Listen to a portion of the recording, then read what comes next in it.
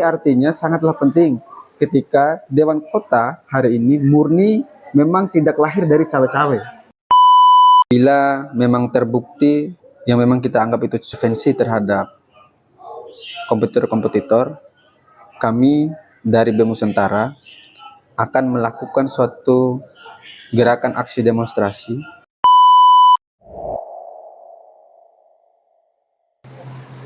Oke, bismillahirrahmanirrahim. Assalamualaikum warahmatullahi wabarakatuh. Waalaikumsalam. Salam sejahtera untuk kita semua. Salam. Saya Sahlan Kaf Al-Katiri. Hari ini saya berkesempatan hadir di sini bersama Sebelumnya teman saya. ya, makasih telah mengundang. Sebelumnya Assalamualaikum warahmatullahi wabarakatuh. Terima kasih kepada saudara Sahlan telah mengundang saya di dalam nuansa podcast yang sederhana ini. Perkenalkan, nama saya Rahmatul Fajrin. Saya menjabat sebagai koordinator BEM Nusantara daerah DKI Jakarta, di mana di BEM Nusantara DKI Jakarta menaungi 27 kampus yang memang hari ini kita bergerak pada tatanan persoalan isu-isu nasional, baik itu isu provinsi ataupun secara nasional. Kita kawal itu, Bang Sahlan. Siap. Terima kasih Pak Korda. Jadi saya lumayan lama lah cukup kenal sama Pak Korda, dan beberapa akhir-akhir ini Pak Korda itu selalu menyoroti isu-isu nasional terkait dengan kepentingan negara, segala macam kepentingan rakyat Indonesia itu sendiri kan. Nah, saya tuh menarik dengan statement Pak Korda BEM Nus DKI mengenai persoalan Dewan Kota ya, yang memang menjadi urgensi menurut Pak Korda, sehingga Pak Korda membuat kritikan terhadap hal itu. Gimana Pak Korda? Ya. Pandangan Pak Korda?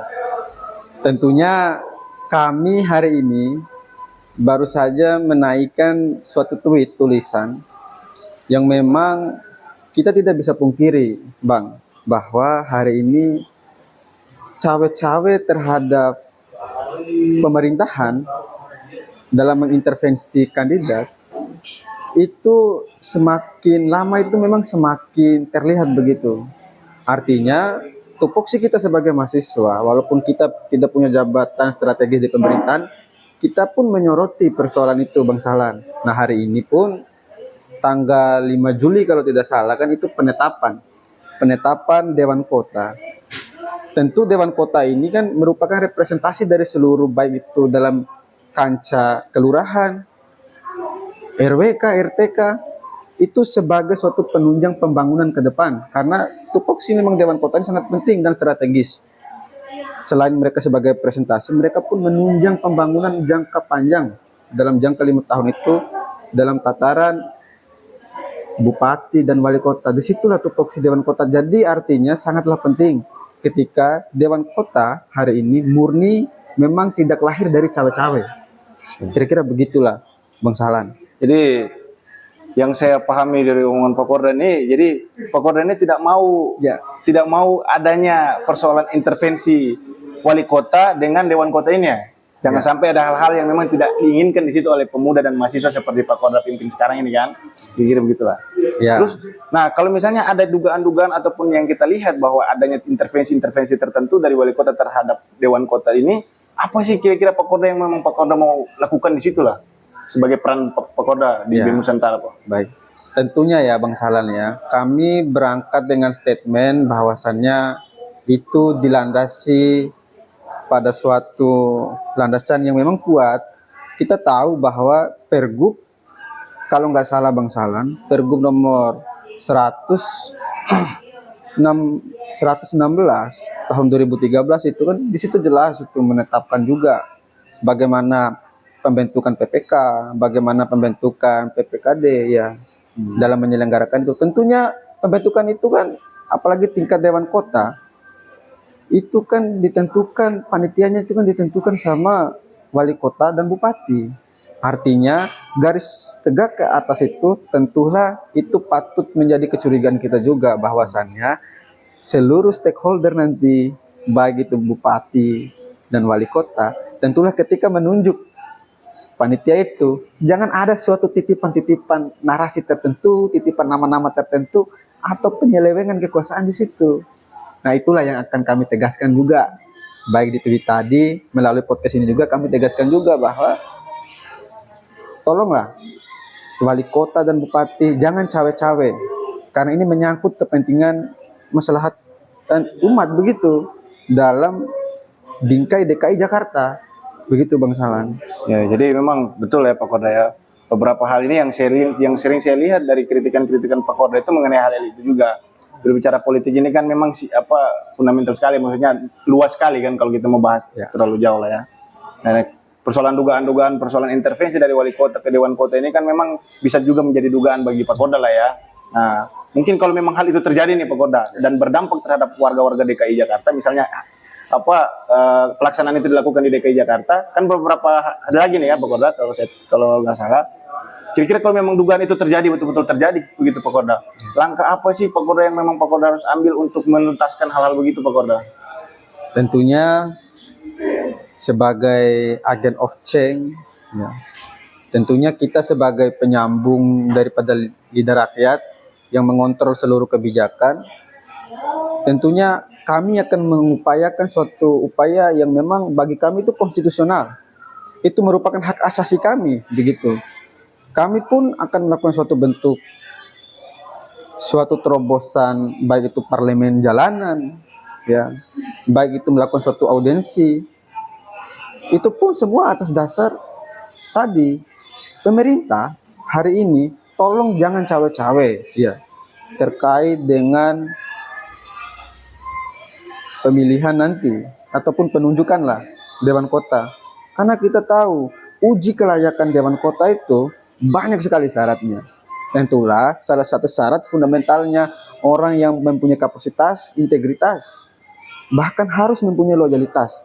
Tentunya pemahaman secara intelektual terkait dengan pemahaman kedaerahan begitu, ataupun otonomi daerah, desentralisasi, sentralisasi, itu haruslah membumi di dalam diri para kompetitor-kompetitor nanti.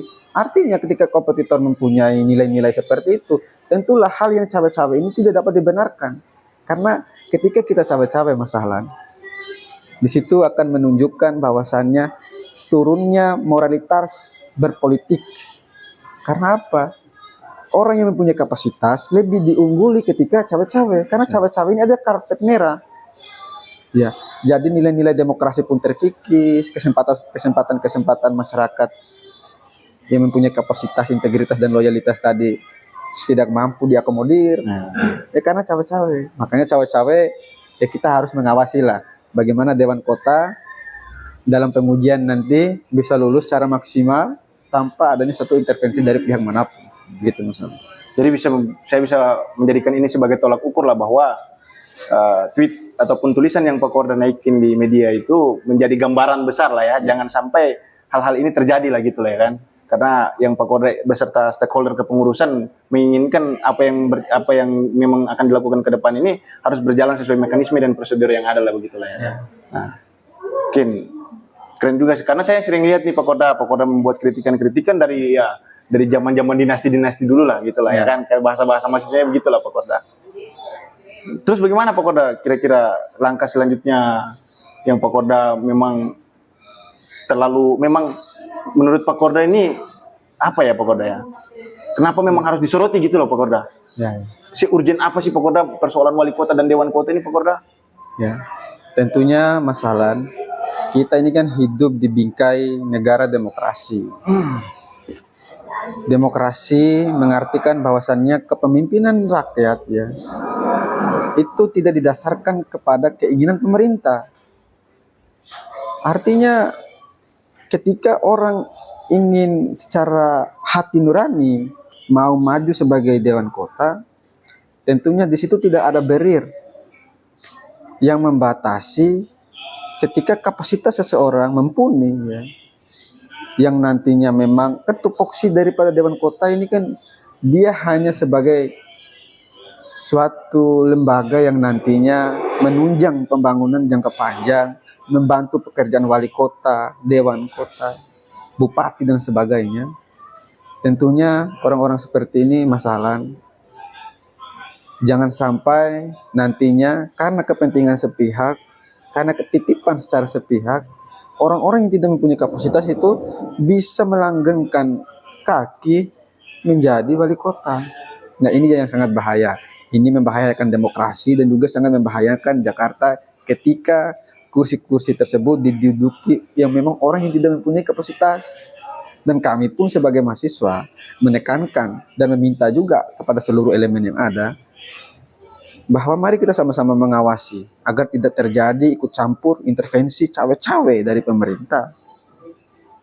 Dan kalaupun itu terbukti masalah, dan kita pun akan melakukan suatu baik itu upaya hukum, kita akan menggelar suatu aksi demonstrasi karena memang hal demikian itu dalam suatu bingkai negara hukum itu tidak dapat dibenarkan.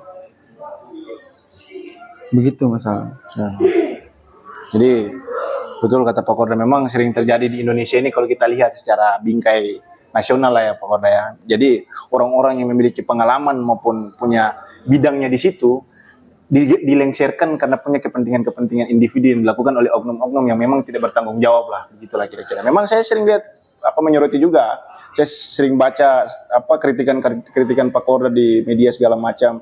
Dan saya mau tanya nih Pak Korda, ini paling penting ini Pak Korda, apakah Pak Korda ini mau mengawal persoalan ini sampai tahap berikutnya ataupun memang sampai ke hari pelaksanaannya begitu Pak Korda? Apa Pak Korda siap? Tentunya masalah kami sangat siap sekali karena ini menyangkut kepentingan masyarakat Jakarta pada umumnya ya. Karena kontribusi kita sebagai mahasiswa yang sedang mengenyam pendidikan dalam tataran jalur akademisi, kita harus memang menyoroti bagaimana nantinya ketika dinamika ini memang terjadi kemudian dibenturkan sama suatu politik praktis yang memang di situ ada indikasi jelas terjadinya suatu intervensi dan cawe-cawe yang dilakukan oleh wali kota, bupati, kita akan terus mengawasi, kita akan melakukan suatu upaya hukum, ya, karena memang itu kanker sebenarnya masalah, itu kanker yang nantinya akan mengamputasi dan akan menurunkan semangat regenerasi ketika nantinya ingin menjadi kompetitor selanjutnya, baik itu di tingkat wali kota, baik itu di tingkat RW, bahkan tingkat yang lebih tinggi lah masalah. Artinya kan tentu mereka sebagai pemerintahan yang hari ini yang kita tauladani, mereka harus memberikan contoh ya bagaimana menghargai kompetitor lain, bagaimana menghargai demokrasi. Ya tentunya kami pun akan terus mengawasi agar tidak terjadi kecurangan dan pelanggaran yang terjadi. Kira-kira begitu masalah. Tapi ada satu penekanan dari saya kepada pemerintah kota dan kabupaten, apabila memang terbukti terjadinya suatu yang memang kita anggap itu suatu cawe-cawe dan intervensi terhadap kompetitor-kompetitor, kami dari BEM Nusantara akan melakukan suatu gerakan aksi demonstrasi karena memang konstitusi menjamin bahwasanya itu hak konstitusional menyampaikan pendapat di muka umum. Artinya penegasan ini bukan sebagai suatu ancaman, tetapi ini bentuk kecintaan kami kepada tataran demokrasi. Dan kami pun ingin nantinya ketika siapapun yang terpilih dalam uji kelayakan nanti, tentunya beliau layak secara kapasitas, integritas, dan loyalitas memang beliau begitu. Mungkin itu saja masalah dari saya, Korda BEMUS DKI Jakarta.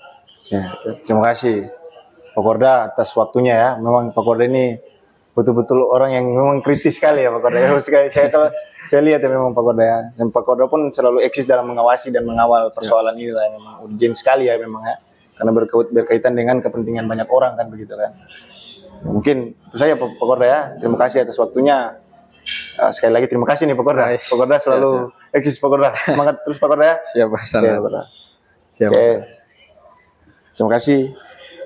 Mungkin itu saja yang bisa kami berikan gambaran terbesar mengenai apa yang kami bahas tadi. Saya Sahlan Kafal Katiri pamit undur diri. Wassalamualaikum warahmatullahi wabarakatuh. Assalamualaikum.